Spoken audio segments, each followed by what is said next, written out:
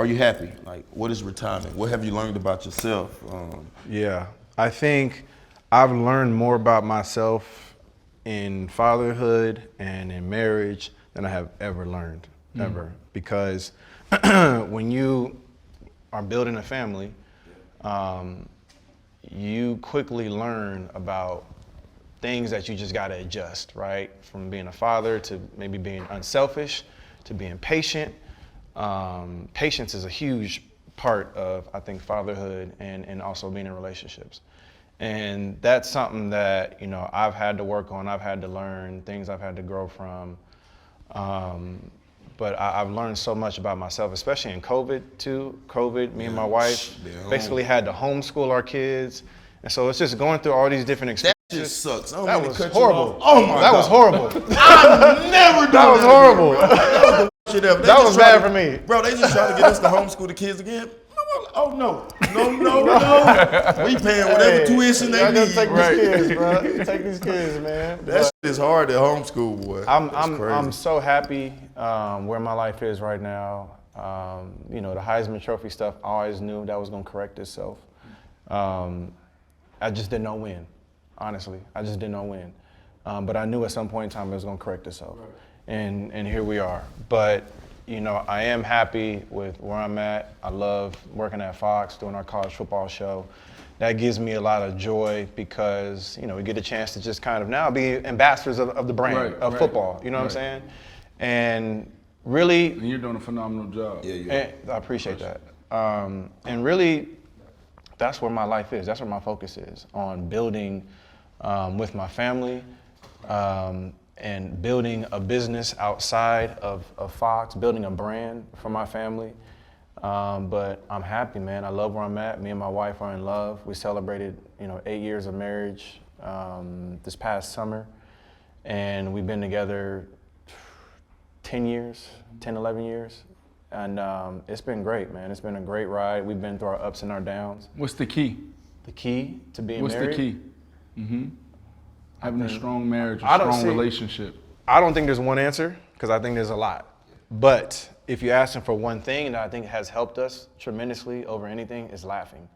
I think just us laughing together, being able to tell jokes to each other, and actually, being amused by each other and being entertained by each other, I think that helped more than anything. Because at some point in time, you're gonna get used to the person that you're living with. You're gonna be with them forever, you know what I'm saying? And so you gotta find different things that keep you interested. That sounds like friendship. And it is. And that's what we have. We have a great friendship. Yep. And over anything, I think that friendship has kept us together and kept our relationship strong and kept our foundation therefore strong for our kids. Yeah. You know what about you, Pac?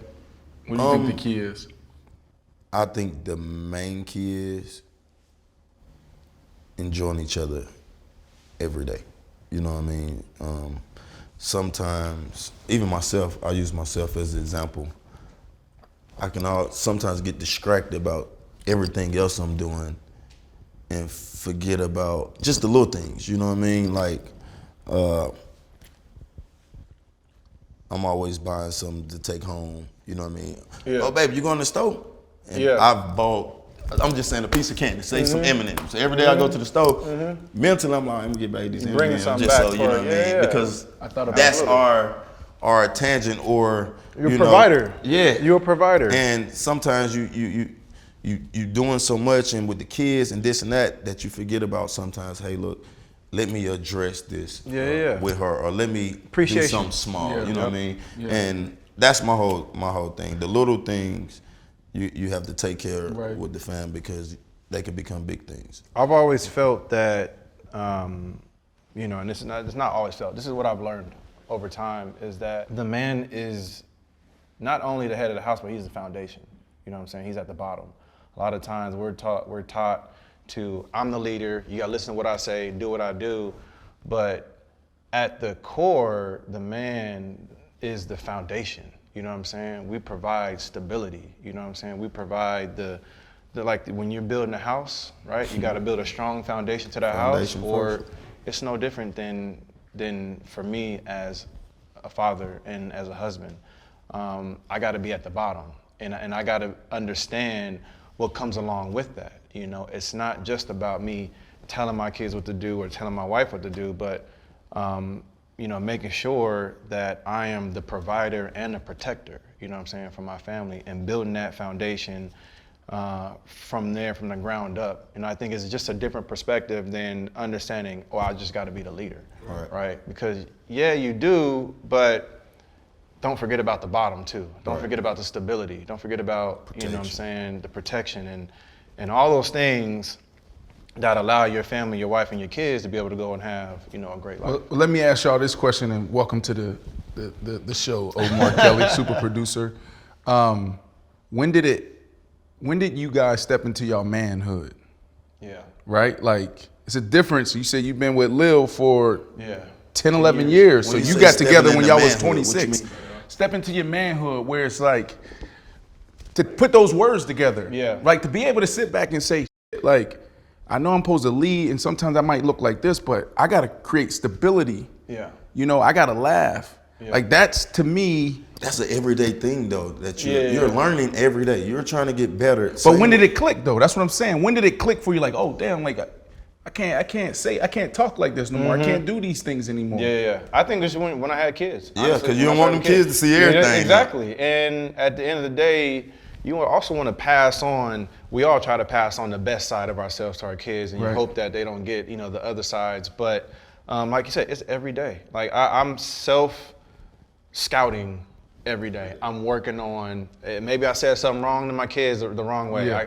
You know what, I'm gonna try to, when they get back from school, I'm gonna try to make it right, or whatever it is. Yeah. Or maybe me and my wife have gotten into an argument, and by the end of the day, I need to make sure we're good, because I don't want us ever going to sleep angry at each other, you know what I'm saying, with our backs, you know, turned to each other, because that does not help anything in a situation, you know what I'm saying? And we've been there before where we've gone to sleep mad at each other, backs turned to each other, and we had to learn and grow from that, because that can be toxic, and that can lead to places where you don't want to go. Mm-hmm. Let me ask you this question about, you talked about your father, your birth father not being in your life. Mm-hmm.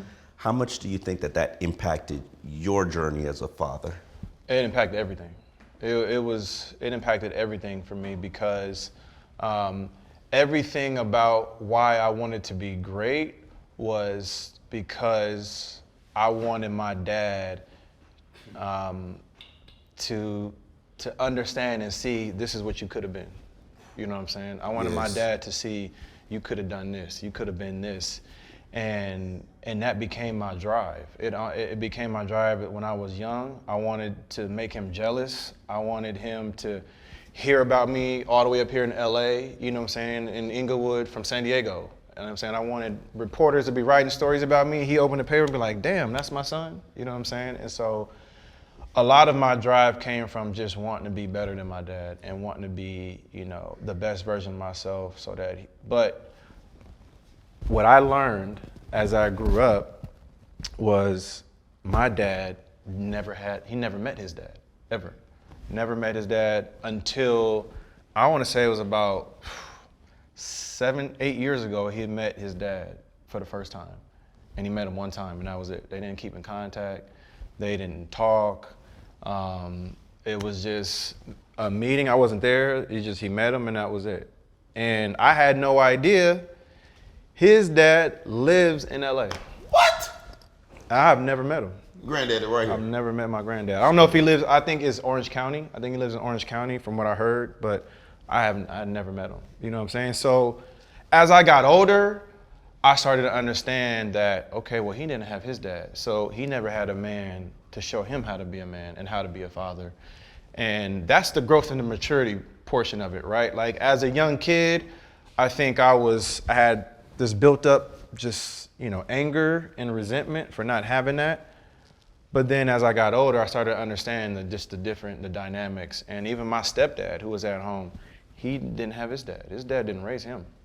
And so what you gotta understand is a lot of us were raised by men who weren't men, or we had men influences in our life from men who were not taught how to be men, you know what I'm saying, from another man. And so that comes with just different perspectives and different learning curves. And so it wasn't until, you know what I'm saying, I got older and just started to understand maturity of, you know, just understanding the growth that I needed to have. But ever since then, me and my dad are tight. Love my dad now. We got a great relationship. How did you get there? I mean, how did you heal that trauma to get to the point where you guys could be tight and you guys could communicate? And maybe have you ever told him about? It took forgiveness from me. It took forgiveness. It took conversations, talking, and I just, like I said, I had to forgive in my heart because I didn't know. I didn't know that he didn't have his dad. You know, I just knew that my dad wasn't there. But I didn't know the nature of how he was brought up. He was raised by his mom, which is my grandmother, who I love dearly, who's been in my life my whole life. But my dad was also very young. My dad was 18 years old when he had me. My mom was 18. Yeah. And they weren't in a loving relationship. You know what I'm saying? It was kind of like this happened, and I don't even think it was on purpose. It was an accident. But for him to go through that situation at 18, I can only imagine. Like, that would have crushed me. You know what I'm saying? I had never been through that. So at that age, and he didn't have the right guidance in his life. He was caught up in the streets. He was doing his thing, whatever that was, hustling. And so, that led him down a certain path. Right. And whenever I would see him, I would see things that, just I didn't like. Yeah. And there were times where I saw him. I would see him maybe once or twice a year, maybe. But when I did see him, there were things that I didn't like. And so I was raised by my mom. My stepdad was there, but my mom had us in church every Sunday. And my mom was a police officer, sheriff's deputy. Damn. So I had one perspective at home. Discipline, structure. And then when I went to LA, it was cracking. It was turn up. It was popping, you know what I'm saying? It was crazy. It was hustling, it was partying, it was like all this stuff, you know what I'm saying? Loud music. And back then, smoking weed was like a felony. Like, you selling felony, it was like doing cocaine or heroin or something like that, you know what I mean? And so my dad smoked a lot. He sold, I'll never forget seeing big ass bowl in the living room of dime bags, nickel bags. I love you, Paul. Dime bags, nickel bags, all kind of stuff. Just big bowl. Somebody come to the door, you know what I'm saying, do his thing. But, again, like, somebody on the outside might look at that and be like, damn, that's crazy, bro. Like, you had, that's a crazy experience. But it's crazy if you have never had to go through that situation. Right. If you never had family going through that. To me, that was my normal.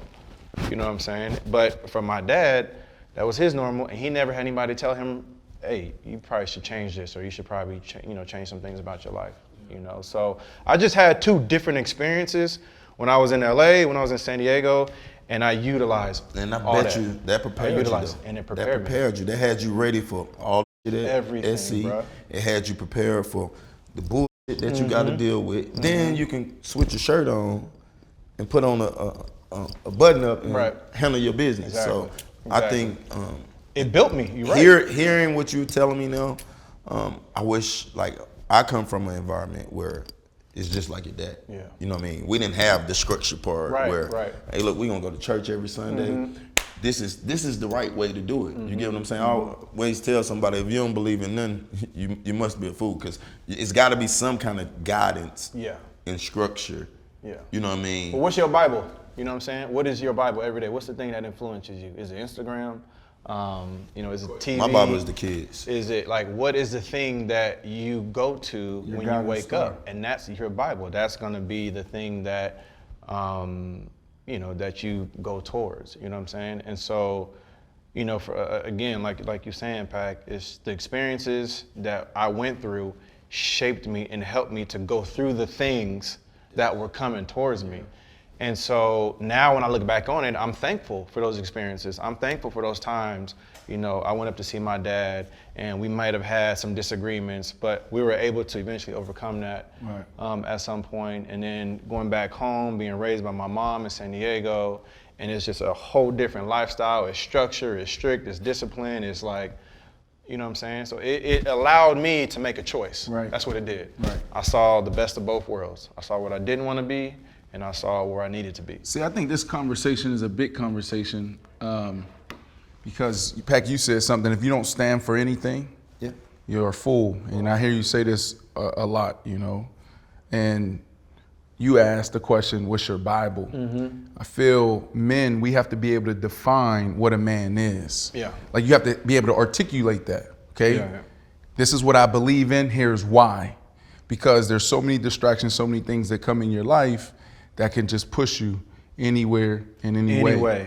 Anybody can come in your life and influence you if you don't have right stability and foundation. But it's not just like waking up and just like going with the flow. You got to be able to stand for something. You got to define that shit. Like, what is a man? Like, Omar, what is a man? Define a man to me. Well, we all gonna have different opinions. Yes, that's what I'm saying. But I like, that's what you said earlier. I asked you the question. I forget the question I asked you, and you said, well, I think it shows up so many different ways. Well, that was when you were talking about fatherhood. But I think being a man is, there's, especially being a black man, there's just so much that comes along with that. You know what I'm saying? And there are just, you know, for example, just the way we were raised, the way we were brought up. You know what I'm saying? We were taught to go get it. You know what I'm saying? And that's why I credit football so much, because football taught me every skill set that I ever needed to come out into this world and to attack this thing every single day. That's why I think sports, every kid should play sports, because you're gonna learn life lessons in sports that your parents can't possibly teach you. You know what I'm saying? Getting your ass hit and getting back up. That's as simple as that. That's what life is about. Getting your ass knocked down and getting back up. And it's as simple as that. We're gonna get knocked down, we're gonna go through some life experiences, we're gonna go through some stuff. We might lose some friends along the way. I've lost a lot of friends, a lot. But at the end of the day, you gotta be able to get back up. You gotta be able to if you gotta switch whatever lane you in, you gotta be able to adjust, right? How many times in football you gotta adjust? That's right. How many times you gotta adjust? Traded, cut, New team whatever. traded. You gotta adjust to a whole different environment. That's right. What is gonna prepare you more in life for that, in that moment right there, for being able to adjust and change and shift? Dealing with success. You got, like, it's the same thing we talk You about. Get cut. That's the other that's the other part of it too. You can get cut right there on the spot. You ain't getting paid no more. Mentally, it does. Go, come on, pick up. You ain't got time to sit there and soak in it. Like, pick your head up. Exactly. What's the solution? How do you move forward? And that's football, right? That's football in a nutshell. Football teaches you that. But football doesn't teach you how to be vulnerable. It does not. And that's where I agree with you 100%. That's where I struggled, was the vulnerability side. I didn't know how to open up to somebody in the times I was dealing with stuff, because I was always taught, to be vulnerable is you soft. You weak. You soft, you weak. We don't have no space on the football field for anything soft. Nothing at all. I think that's the biggest issue that we have as black men, is we don't know how to be vulnerable, and we don't know how to seek help. And you know, all the things that you were going through, just listening to what you were going through, and I covered you during a long stretch of that. And as I said to you previously, you're the pillar for leadership that I'd ever seen on a football field. And I would want everybody to be like Reggie Bush, but you were in pain. Yeah, I was in pain the entire time. Here's my thing. You didn't go to somebody to deal with that pain and talk about that pain. Both of you have done that. And as black men, we're in pain a lot, and we don't seek that help. We don't say we need somebody to talk to. I guess back then it wasn't as open or as cool. Yeah, it's not as cool as it is now. Like when I first went to McLean Hospital, I didn't want to tell nobody. And then I realized, like, damn, my mama bipolar, she crazy as hell. She ain't told me shit. And then you see other guys like, oh, now all of a sudden, 2010, 11, I guess, it came okay to say, hey, look, I'm f***ed up right now. I'm dealing with some stuff. I'm dealing with some You get what I'm saying? So I think that with the research and all of the guys like Brandon, yourself, myself, and some of the other players coming out and saying, hey, yo, bro, I am f***ed up. I need help. I need help. And that comes off for us as a sign of weakness. Because we're not supposed to need help. As football players, as men, as black men, we're supposed to go and get it. Well, go. Let's start from the beginning. And my pastor shared this years ago. Actually, we were playing for the Dolphins. Pastor Ed Brinson. He talked about like, you know, a little boy and a little girl, both outside playing. Little girl falls down. What do? Help her up. We help her up. Boy fall down, her, get your ass up. Right, so we're teaching her, like, listen, it's okay to tap into those emotions and express yourself. It's okay. Yeah. Little boy falls down, same time, get up. Boys don't cry. So you got to go back to that. To the root. Right? To the root. To the root of it. Yeah. You know, men, we're taught to mask pain. Men, we're taught, you know, if you show a sign of weakness, you're not a man. Right. But all of that stuff have to do with the upbringing. All of that. You get what I'm saying? Like, and I ain't trying to use a race thing for what we saying, but white people they take their kids to the doctor at 6 years old and get them Ritalin or whatever the hell they need if they acting out. Black family don't even address it because you got to handle that. Stigmatism. We think that, oh, it's a problem. Absolutely. If I'm giving my son something, that might can help his ass. Right. You get what I'm saying? So I think that's the biggest part as far as our community. Now that we have athletes, actors, singers, media people that's coming out and say, hey, look, I talk to them once a week, or I deal with this every month. It's making it more acceptable. Acceptable. Back then, it wasn't acceptable. They looked at you different when you say I had a problem. You were broken. Yeah.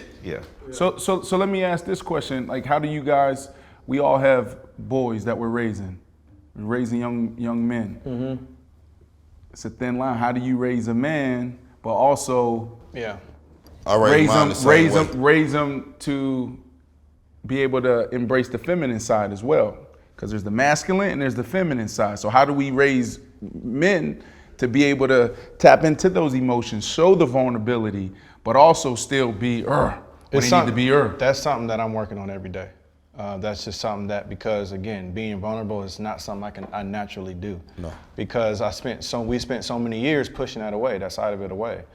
And so thank God for my wife, because she naturally has that, you know what I'm saying? And so we complement each other in that respects. And so there's things I've learned from my wife from a vulnerability standpoint that have helped me to become a better father, you know what I'm saying, that I use now. And like my wife's love language is touching and feeling and being close. I never forget affection. I never forget the first time we were riding in the car and she like grabbed my hand. We holding hands. I'm like, what you doing? Like, hold on, like this is my side of the car. What you doing over here? Right. You know, but as we got deeper into our relationship, we became better friends. I started to understand how much of that affection I actually needed, you know what I'm saying, in that time. And so the affection she gave me was affection I necessarily never had, you know what I'm saying, at home growing up. But now that I'm learning it, and now that I'm, you know, building with my wife, I can then go in turn give that back, you know, to my kids. That's so good. That's so good. Because my wife, we be walking in the mall, she try to grab my hand. I'm like, bro, watch out. I'm doing that shit in front of all these people, bro. And I swear to God. Same. Come on, baby. What you doing? I got it. What you doing? Don't do that shit in front of all these people, bro. We ain't on no date right now.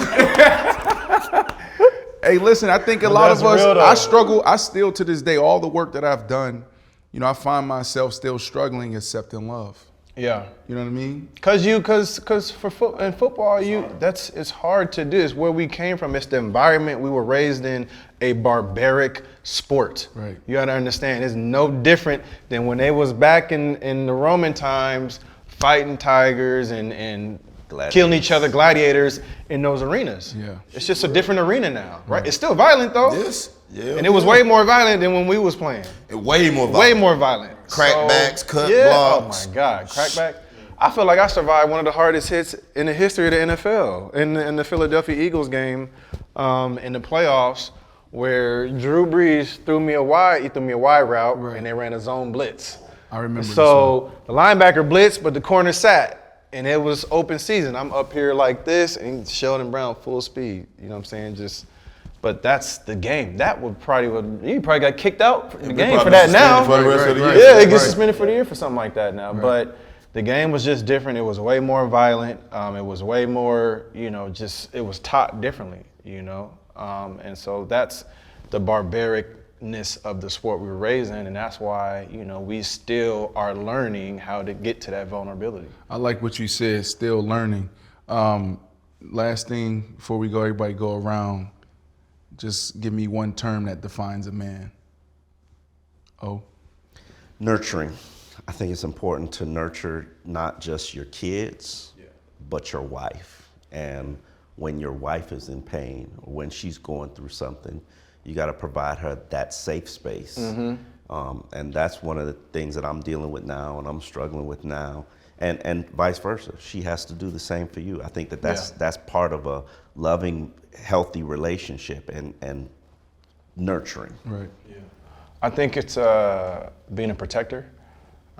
Protecting your family, you know, from whatever, I don't know, all kinds of things out there. Right now, the thing that we trying to protect our kids from is social media, you know what I'm saying, Instagram. You know, and my kids, you know, see me and my wife on it, so, you know, we have to watch ourselves, you know, around them on it, because there's things on there we just don't want them to see, you know, but they're gonna grow up in a much different era than what we grew up in. So to me, it's being a protector. For me, I would say love. Because when I look back, I don't know. I know my grandma loved me unconditionally, but I didn't have family that told me they loved me. You know what I mean? Like, I make sure my kids know that I love them unconditionally.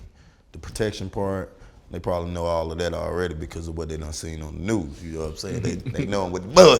But my main thing is making sure my kids know that Daddy loves you unconditionally. I don't give a fuck what happened. You still gonna be right to me. And you know, we got our things with, you know, what not to do and what to do and this and that. But my whole thing is I want my kids to know whatever, I don't give a fuck what happened. I want you to know every day. Call my daddy loved me to death. Right. You get what I'm saying? So that's my pet peeve, because, you know, the protection part, yeah, we're gonna do that as men, but I want my son, my daughters, my nephews, every morning they wake up, they should know, like, they are getting loved. You know what I mean? And that's my whole thing as far as family, because our family's small, my wife's family's small. Like, we goddamn spend more money on a tutor and a babysitter than we do on bills. You get what I'm saying? So my whole thing is I just want my kids to know, man, y'all are loved unconditionally. Yeah. And now it's dope watching you and you know, Tish add to y'all tribe.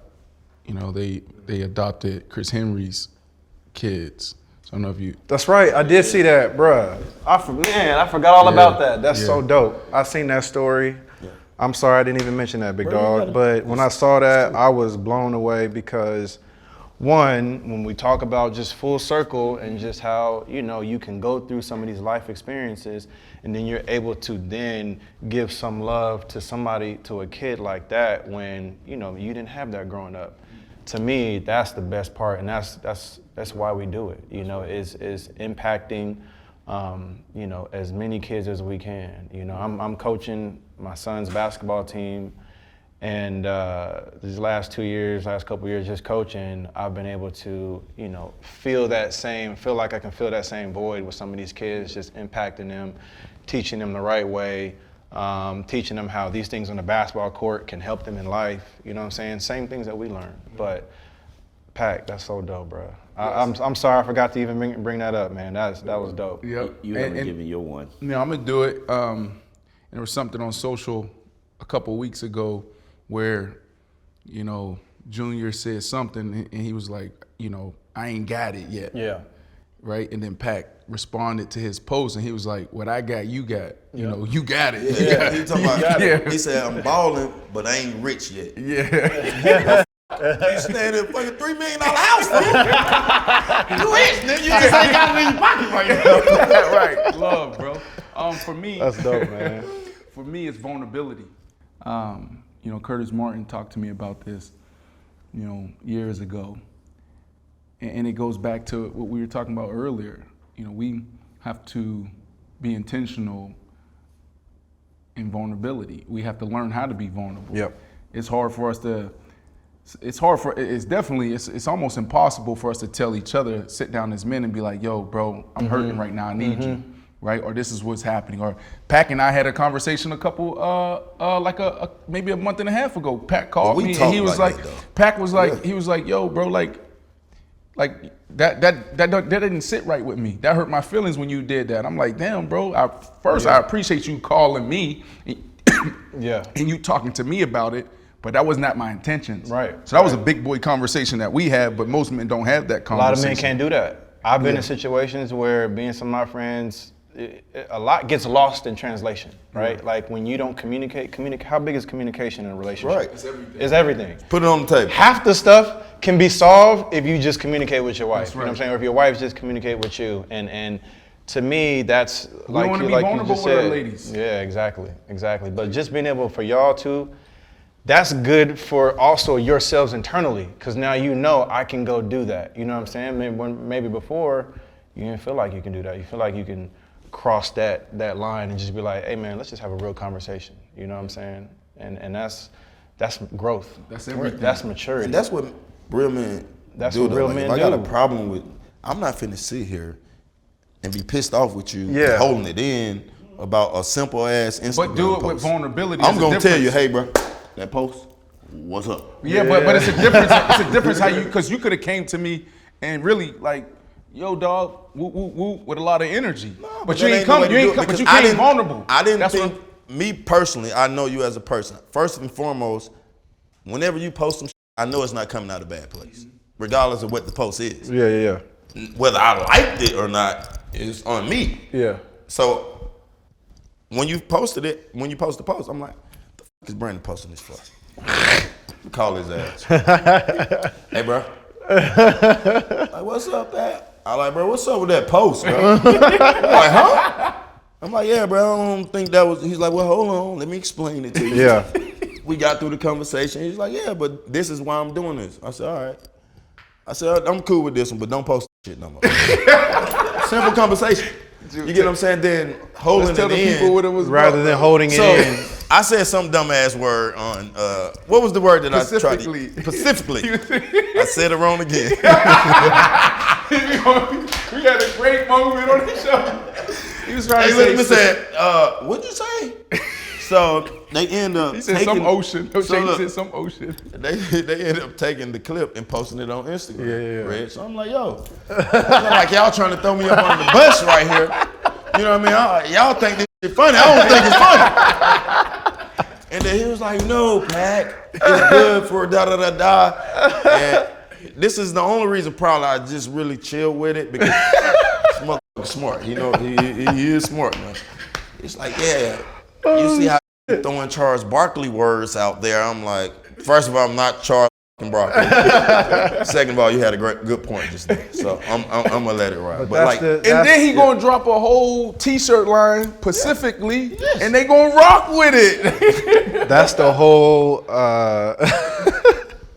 First of all, that's the human side. You know what I'm saying? When stuff, I've had to learn this on TV. Like when you have little slip-ups, you gotta roll with it. You know what I'm saying? Roll with it, and just allow it to allow that moment to live, but also be okay with like, hey man, that I'm good. Like that ain't no chink off my armor. I'm still who I am. That does not make me dumb or not smart. Like I've said, how many English teachers are there on social media? Every time if I type one word wrong, it's the first 50 comments is like, oh, you said that wrong, or you used the wrong there, or the wrong, you know what I'm saying? And it's play into it. So for me, I've said words on TV that I know probably didn't make no sense, you know what I mean? But also I understand at the same time, like I've gotten better with rolling with those, you know what I mean? And just laughing about it. Me too. Because that shows the human side of you though. And people want to be able to relate to you, you know what I'm saying? There are a lot of people out there that came from the same environment as Pat, you know what I'm saying? And the same environment as you and me. And for people to be able to just relate to you in that moment for a second is gold. That's what people want to be able to do, because obviously they can't relate to us on a sports level. Right. You know what I'm saying? So they already feel disconnected. But when you can make them feel like, oh, he's just like me, you know what I'm saying? Or he said a word, messed up a word, he's human. That's right. And that's the best part of TV, is showing that human side of yourself. I love you, bro. Damn, well, that was deep right there. Come on, man. I needed that right there. Come on. I love you too, bro. I love you. Hey. Ain't no chink off the armor. Reggie Bush Kane blessed us. Dope. Big blessings. Yes, It was sir. an honor for him to sit with us and share something that he could have taken anywhere else.